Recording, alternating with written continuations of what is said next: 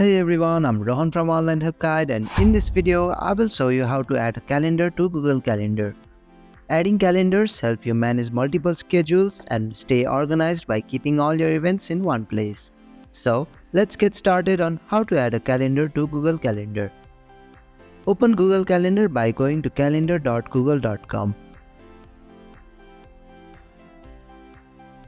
On the bottom left, you will see an option called Other Calendars.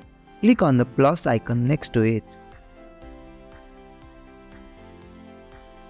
You can either click Create New Calendar or Browse Calendars to find one you're interested in or subscribe to. If you are creating a new calendar, give it a name, add a description, and choose the time zone. Once you have entered the details, click Create Calendar to finish. And that's how you can add calendar to Google Calendar. Thank you for watching Online Help Guide. I hope this video was helpful. If it was, then hit the like button and comment below if you have any questions or feedback. Also, if you are new to our channel, please subscribe and hit the bell icon so you won't miss our upcoming videos.